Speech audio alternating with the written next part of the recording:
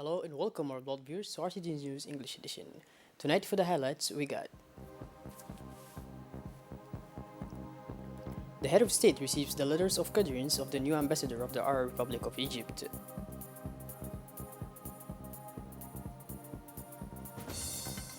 Reopening of the PK12 Community Development Center, Youth Ministry, CDC.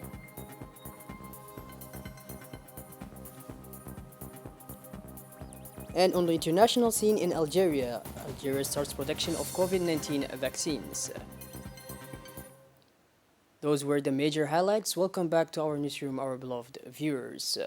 The President of the Republic, His Excellency Mr. Ismail Omar Guelleh, received this Thursday mid-morning at the Palace of the Republic the letters of credence of the new ambassador of the Arab Republic of Egypt to the Republic of Djibouti, His Excellency Mr. Hussam El-Denefat Reda. The Egyptian diplomat will act as ambassador resident, extraordinary and pilgrimage for his country to the Republic of Djibouti. In a speech made on the occasion for the handing over of his letters of credence, Mr. Hussam stated his readiness to work for the strengthening of the already privileged relations of friendship and cooperation between the two countries and the two peoples. He then praised the immediately positive role of the Republic of Djibouti in the pacification, stabilization, and economic integration for this part of the world. The Egyptian diplomat also took the opportunity of the handing over of his letters of credence to praise the many progress made in Djibouti in the different fields of development, and relate thus the availability of his country to increase its level of trade and economic cooperation with the Republic of Djibouti. The head of state, His Excellency Mr. Ismail Omar Guelleh, also spoke during this audience. In his speech, he welcomed the new ambassador of Egypt to Djibouti. He then expressed his delight at the good relations that have always prevailed between the two nations, sharing a broad base of values and links woven by the thread of history and culture. He took advantage of this intervention to report the dazzling development undertaking, especially in the field of health and road infrastructure, between the two countries since the historic visit that the Egyptian President Abdel Fattah al-Sisi has recently made to Djibouti. Be sure, Mr. Ambassador, that you will always find with the people and government of Djibouti all the support necessary for the accomplishment of your naval mission, said the head of state to the Egyptian diplomat. The Minister of Foreign Affairs and International Cooperation, Mr. Mahmoud Ali Yusuf, took part in this audience. Note also the presence at this ceremony of the diplomat advisor of the head of state, Mr. Fathi Jama Oden.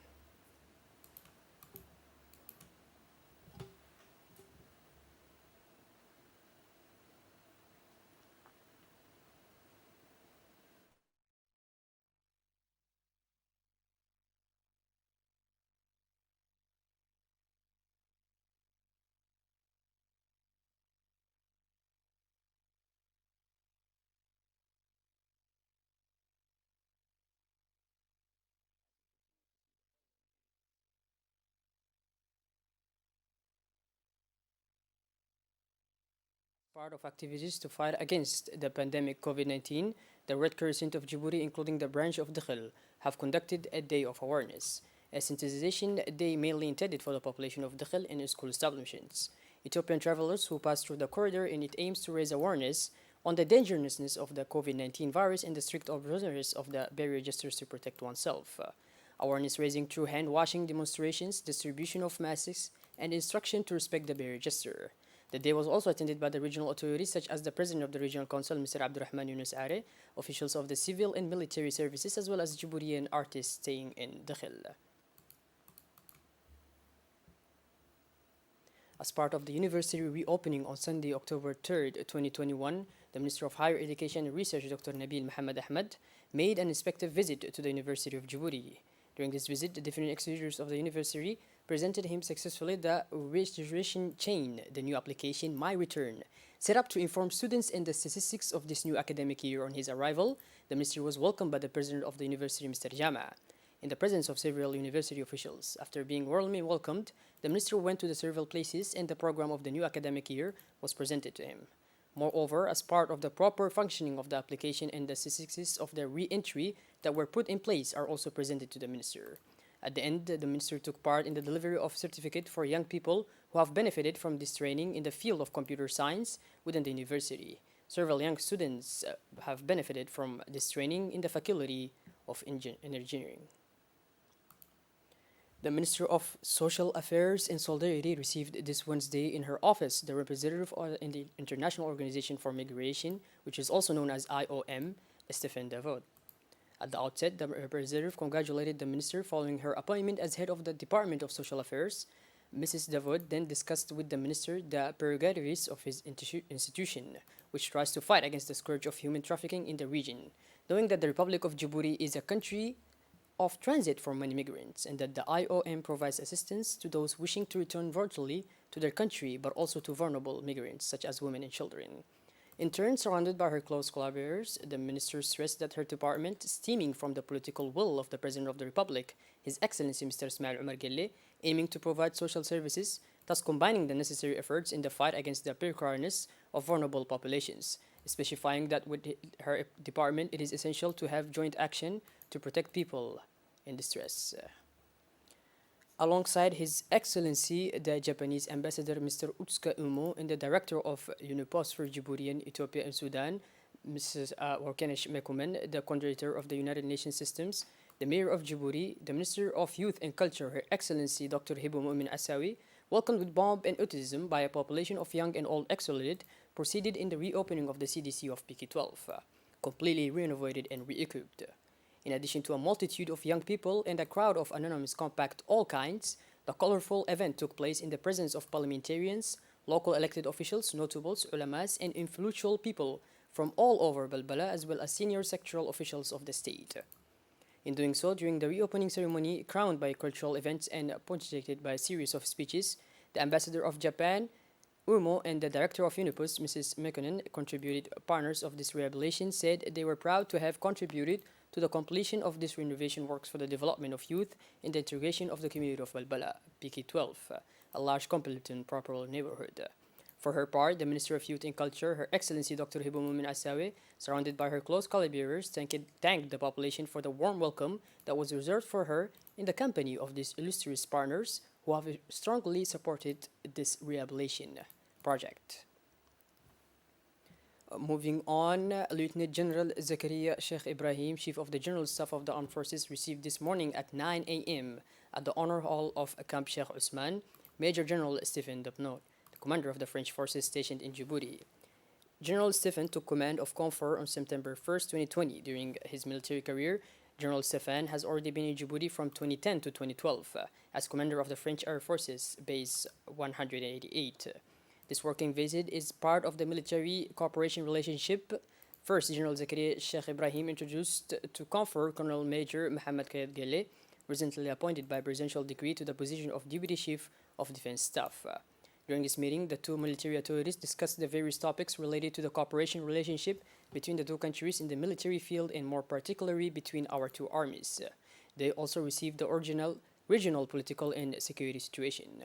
Finally, General Zechariah Sheikh Ibrahim thanked Major General Stefan for his efforts and encouraged to continue to strengthen the cooperation between our two militaries. On this, CONFOR did not fail to mention the excellent cooperation relationship existing between our two armies, especially in the framework of exchange of operations activities. The National Police is still continuing its operations of control and verification of the respect of traffic lights. It was this morning that the traffic police placed several agents at the different crossroads of the city where the traffic is dense in order to regulate the road traffic. According to the report of the traffic police officer, the drivers of two wheels did not respect the traffic lights and sometimes even bypass the red lights. It is in this perspective that the National Police have deployed human and material means to enforce this measure to motorists and drivers of two-wheelers. These large-scale operations that the National Police conducts every day under a blazing sun aims to significantly reduce road accidents by protecting human lives. The respect of the traffic lights is an important condition for the road safety for our population because with each burnt-out traffic light, the drivers expose themselves to the risks of making a road accident. These operations will continue and users are reminded to respect traffic lights in order to protect human lives and reduce road accidents. Finally, the National Police also wishes to inform the population that zero tolerance is now the rule and urges drivers of all vehicles to respect the traffic regulations. As a reminder, the rule is simple. Red light, stop.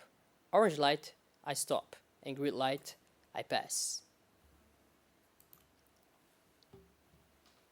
Hamudi Charity Trust, represented by Maître François Menuet, returns once again to the dockers of Djibouti ports and their families.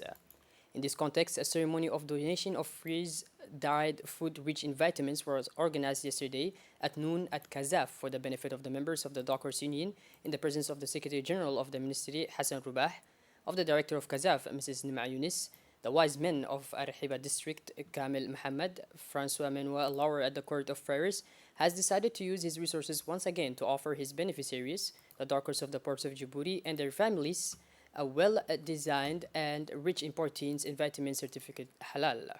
The project will provide a total of about 50 tons of food.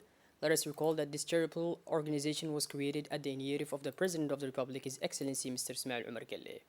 Yesterday, 100 families of dockers benefited from this parliamentary donation, and later on, more than 800 families of dockers will benefit from this donation.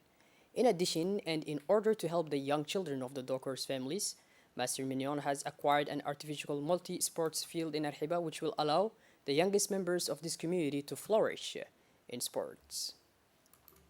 The Acting Secretary General of the Ministry of Women's Affairs, Mr. Hassan Rabah, speaking on behalf of the Ministry of Women's Affairs, thanked the donors of the Al Hamudi Trust represented by Monet. As part of the fight against vector-borne diseases such as malaria, dengue, and etc., common in recent times, the management of Dr. Abse Regional Hospital has launched a vast operation of sparing and drying of breeding grounds in the various neighborhoods of the city of Ali Sabih. In this regard, the Director General of Dr. Ibrahim Regional Hospital, in collaboration with his health team, has planned the smooth running of the work by setting up a schedule to follow, as well as all the materials available for the team carried out these operations. This activity of fight against vector-borne diseases saw the participation of the prefect of the region, Mr. Musa Adan Megan, the president of the Union of Women, Asajok Willow Ibrahim. Such actions are timely at the beginning of the cool season. They aim at reducing the multiplication of mosquitoes, flies, and insects, and destroying the breeding grounds, which are vectors of propagation of diarrheal infections and malaria. This was to the great relief of the Asajoks, all age groups, who praised the preventative nature of the interventions of the regional hospital management. The activities of sparing and drying of labor sites will take place during 4 days, from 5 p.m. to 7 p.m. from Sunday, September 26th to Wednesday, September 29. As part of the fight against smuggling, the different bodies of the Dakhil Army, namely the Dakhil Raid Army, in collaboration with the Gendarmerie, the Customs, and the National Police Detachment, dispatched to the regions in pursuit of smuggling, seized yesterday morning an imported batch of qat from Ethiopia in the locality of Bondora. This batch of qat, composed of 15 colloids of 50 kilos each, 750 kilos of qat, has an estimated value of nearly 2 million Djiboutian francs, were seized. After the arrest and the seizure, the elements of the different army corps in the region of Dakhil proceeded to the destruction of those qat within the barracks of the army raid of Dakhil, where all was taken in fire. We regret to announce the death of Hassan Abari, who died last night in Djibouti after a long illness. The deceased was a police officer, national and parental uncle of our colleague Ibrahim Sitilano of RTD. He left behind a widow and 3 children. The general management and all the staff of the RTD addressed their most sad condolence to the family of the deceased. May Allah grant him mercy and welcome him in his paradise. Inna lillah wa inna ilayhi raji'un. Shifting gears towards the international scenes now, in Algeria, the production of anti-COVID vaccines started this Wednesday in Algeria with the first doses of CoronaVac, the Algerian version of the Chinese vaccine Sinovac. The authorities in Algeria intend to accelerate the national vaccination campaign. They also hope in the long run to export the anti-COVID vaccine to the rest of the African continent. By this, our beloved viewers, we conclude tonight's edition. Thank you for joining us, and we wish you a happy weekend. Good night and thank you.